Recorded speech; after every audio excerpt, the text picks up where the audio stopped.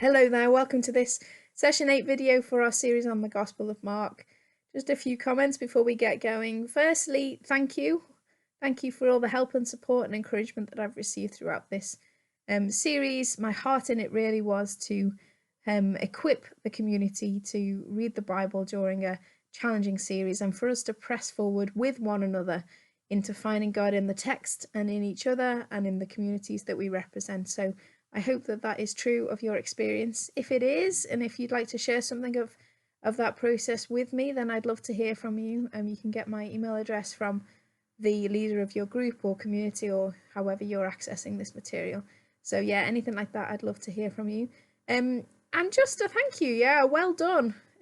Feel a sense of achievement, and I really hope that you can look back on some of the things that you've learned over this process, whether from these videos or from others or from your engagement, your personal engagement with the text that has shaped you and formed you, and hopefully will continue to form you in the future. That was always the hope with these, that it's not just a one-time thing, but actually we'd learn skills and techniques together that would help to shape our reading of the Bible moving forward from this point. So please, use these techniques moving forward. Help them to form the questions that you're asking and the patterns that you're seeing in particularly the Gospels, but definitely in other parts of the Bible as well. And you can always be in touch if you would like more help and support in that. So all of that being said, today I want to form the session a little bit differently. I hope that you've read the passage and taken a look. I'm going to make kind of 3 or 4 observations based on some of the patterns and techniques and skills that we've already learned together in some of the previous techniques, and then just leave you to get on with it, basically.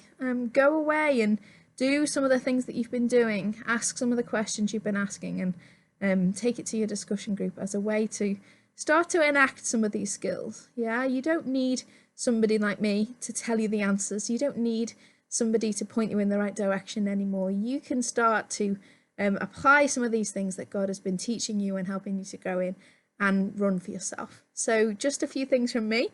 Number 1, I hope that some of the patterns from previous sessions had started to ring some bells for you as they came up again here.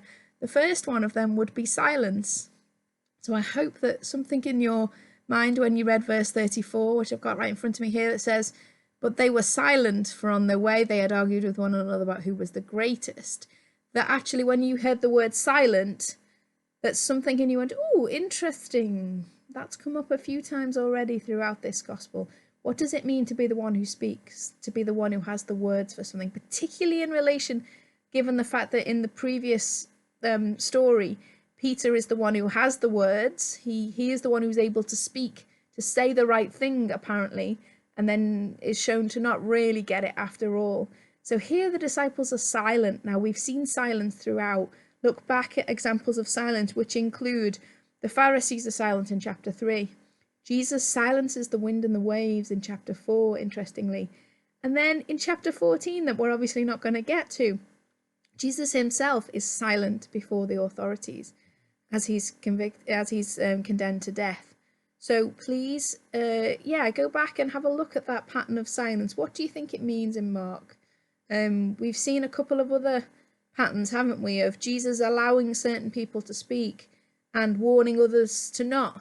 And I think that's really powerful too. Have a think about what it means to have a voice or to be silent in Mark. A second pattern that I hope that you've picked up on throughout our studies together is this idea that often Mark uses what I would call bookends. Do you remember the crossing over to the other side of the lake at the beginning and the end of a larger passage, meaning that everything in the middle is to be interpreted together? Well, here I think we've got exactly the same thing, exactly the same technique at work, but this time with a little child. So if you have a look at the top and the bottom of our section today, Jesus introduces a little child twice. And again, earlier in our sessions, I've spoken about sometimes how helpful it can be to try and highlight what the key verse or key concept of an extended passage is. And my argument here would be that it would be chapter 8, verse 35. He sat down, called the 12, and said to them, "Whoever wants to be first must be last of all and servant of all. So for me, Jesus's use of a child here is to demonstrate what that means. And then it comes up again later in the text. So my argument is that all of these stories we're looking at together all hang on that and are further explanations of what it means for the disciples to understand what it means for the kingdom to be upside down, for first to be last, and for servant of all to be the most optimum position that a disciple can look to occupy. So think about that. We'll come back to that right at the end. The next thing I want you to have a think about is this concept of stumbling.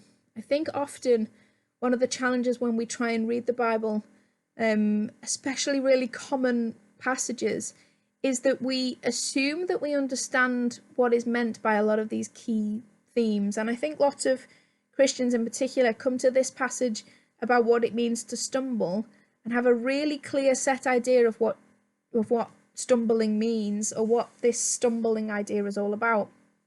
And I suppose I just want to challenge that a little bit by saying, before you decide what it means, make sure you've looked at every use of it in the gospel to get a clear idea of what Mark thinks it means.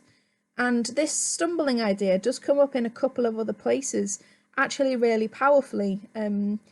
It comes up in 4:17 in the story of the parable of the sower, where actually the plants are described as those who stumble because they don't reach their full potential. Their roots don't grow down, and so they're caused to stumble by the fact that they're not dug in properly. So there's one image, but perhaps more powerfully for me, maybe a little bit more linked to how we would understand the stumbling that goes on here, is chapter 6 verse 3. Now it's in a little funny passage where Jesus is in his hometown. He goes home, and the people there don't accept him. They won't accept who he is or what he does. And the end of verse 3 in chapter 6, there's a little phrase that is the same verb to stumble as we see here, but the different English translations translate it in various ways. Some of them translate it as caused to sin, oddly.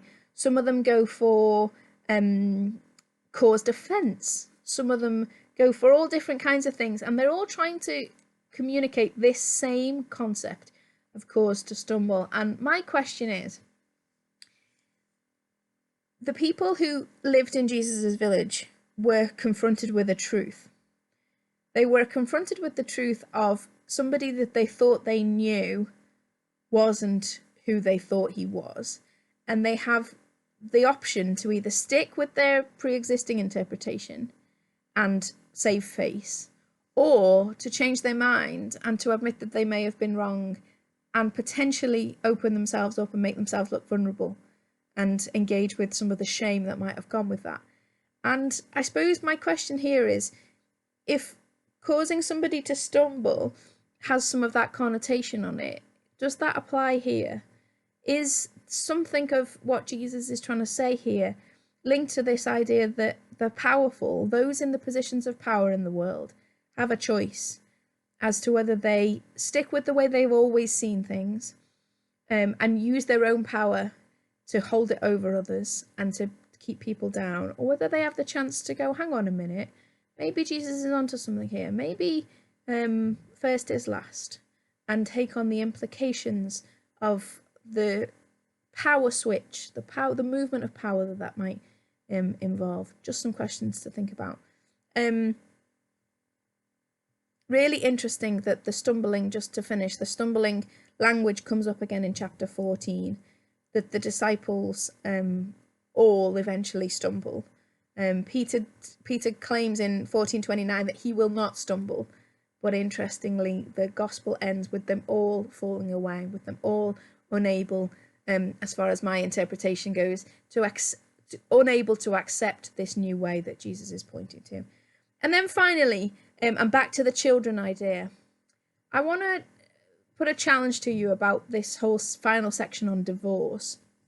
I'm not making any massive claims about what it means or what it doesn't mean, but what I do want to say is that often passages like this can be taken out of their overall context. So sometimes you hear people say, well, Jesus said about divorce, and they simply quote these few verses. I'm not making any comment about the overall teaching on the Bible on divorce. But here, what I want to point out is that, just like I said before, this teaching on divorce is in this wider context, is in this wider framework of what I think is a teaching about what it means for the first to be last and the last to be first. And I think it's really interesting here in Jesus's teaching and discussion with the disciples that Jesus sees it from both the husband and the wife's point of view. He doesn't say, well, if he does this to her, then that's the consequences for him. He sees it from both perspectives. He says, well, no, it works the other way as well. And I think there's something in here about recognizing that if you use your power to put somebody else down, if you use your power to deny someone else of something, then that is not the way that you become last of all. I think this is ultimately about prioritizing the other in every circumstance, and that Jesus is demonstrating that actually sometimes the law of Moses has been used to perpetuate the power of the powerful and not allow that to extend to those who perhaps are more powerless in society. So that's my my thoughts on that. I hope that you go into, I'll put in the notes a lot of the references that I've talked about and a lot of the questions that I've raised. Go and push into those. There's so much more that could be said, but as ever, I hope that gets you started in your discussion. It's been a real privilege, a real pleasure to go through these sessions with you, and I pray that this is an ongoing process of finding joy in the Bible. So much love to you. Bye-bye.